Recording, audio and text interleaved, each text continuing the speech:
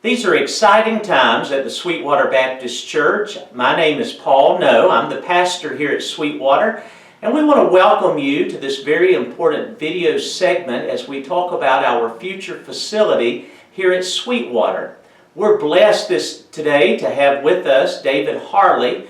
David Harley is the president of Harley and Associate Architects in Augusta, Georgia. David is also the chairperson of our long-range planning committee here at Sweetwater, and we're blessed to have him explaining to us today all about our new facility.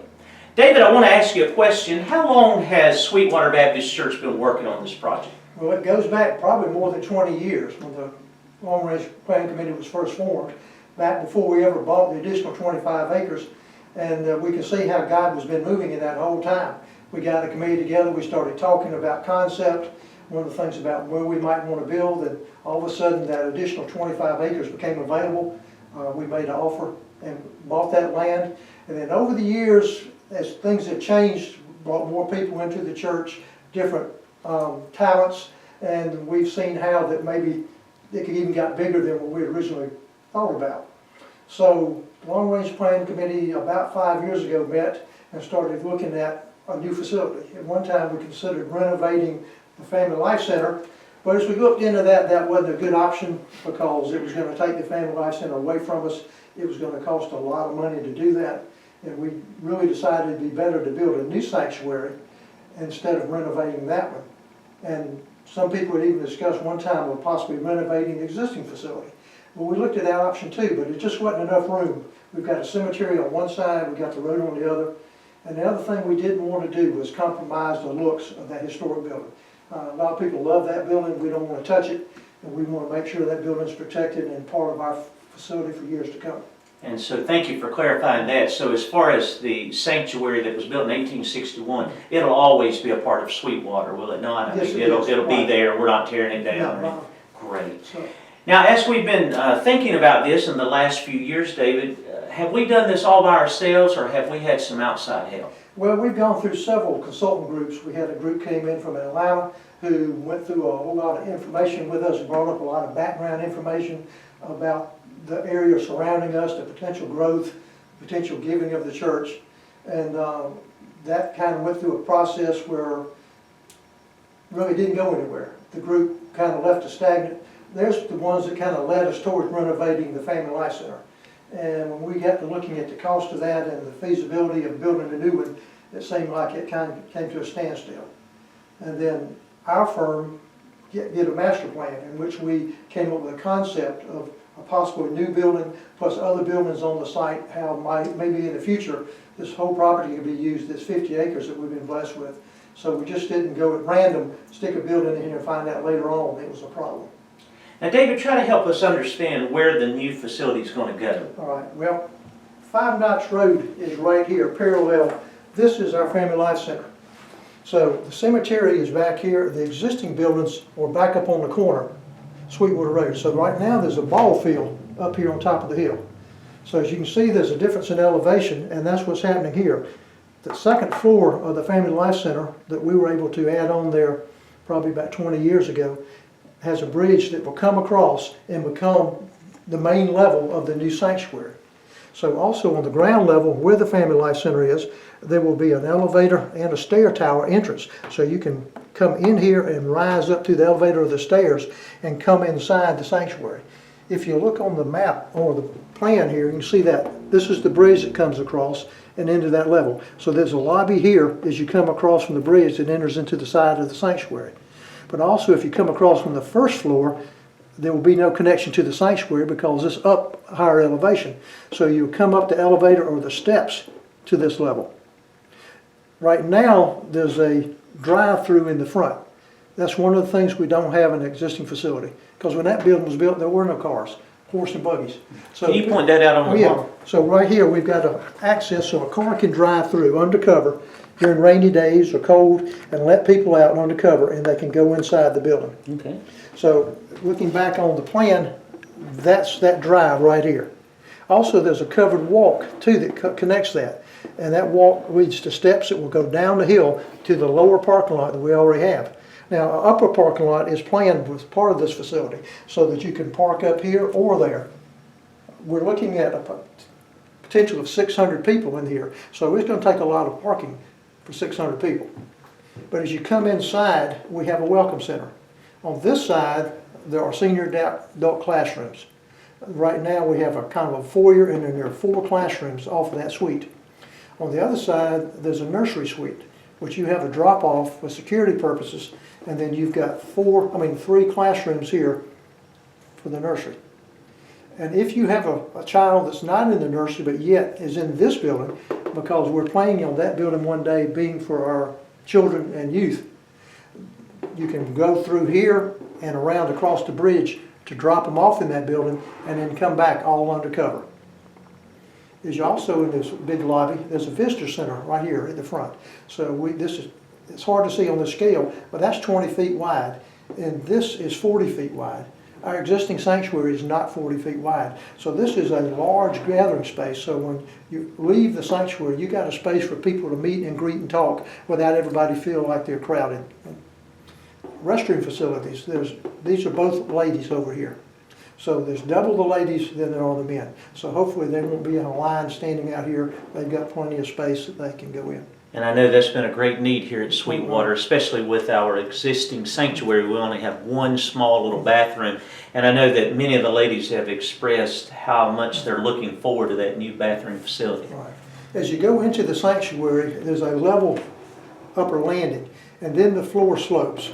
So there's 2 feet of fall from here to there, so that there's good sight lines all the way to, and this is not much different than our existing sanctuary. So people in the back aren't going to see any further than they are now, but yet we're going to have a whole lot more people because the building is wider this way than our existing facility. So the choir will accommodate 60 people, and the choir is up just one more riser than we are now. There's place for piano and organ, plus 60 in the choir, and then the pulpit will sit here. Now this raised platform will be built out of metal studs with wood, so there's access underneath of it. So in the future, if we have to pull additional wires or that sort of thing, it won't be a problem to get into it. There's a baptistry right behind, and there's back in this choir suite, there are 2 restrooms. So during the baptistry, you can use these restrooms for changing, right. Or if the choir needs to go before they come out, there's room for that. There's also a room back here for our flowers and decorations, and there's a room back here for music storage. Now, David, will there be a place for counseling? Let's say someone comes forward in the service and they're upset and need someone to talk to. There's a small little prayer room right here. So if someone comes up, we can go into that room, and that'll be a sound isolated room that we can handle that right there also. They don't have to leave the sanctuary. Great. Now, David, in an existing plan, tell us about this area behind the Family Life Center. Am I pointing right here? Right. Yes, let me pull this up. And this is an enlarged drawing, it's a little bit bigger scale, but it shows that same space, because this is the new addition we're talking about, the new sanctuary. This is the stair tower. So what we're going in here, we're going to put some planters in here, some trees. This dotted line is where the bridge comes over. okay. So there also will be steps coming down here to that space. But this will come up with a plaza, with a paved area in here, redo that retaining wall, put some more trees in here. Now, several things are going to happen. We're going to build a little bit of screen wall around the mechanical systems there to hide that. We've got a storage container out here and some other things that will be moved away so that we make this an open space.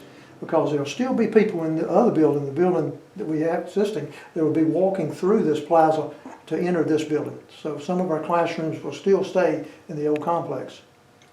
Now, David, you mentioned earlier about parking, and one of the great needs here at Sweetwater is parking. And as you know, we have a lot of senior saints. So where will we have handicap and senior saint designated parking? Well, these spaces right in front will be handicap spaces. 5% have got to be for handicap. So there'll be quite a few handicap spaces there. And also we want to put visitors parking right up front. Very good because point. we have a lot of visitors and we don't want them to have to walk a long way to the parking lot. They're unfamiliar with the site, so we want to have some designated visitors parking right near the front door. Now, this facility, will it be constructed out of steel, or are we talking all brick facility? Well, the structural frame will be steel. Okay. It will have a concrete block and brick exterior. If I'll move this out of the way so we look. Oh, yes, right. that's perfect, David, So, thank you. All right. You say this is a brick, and it will be similar in color to the brick that's on the Family Life Center.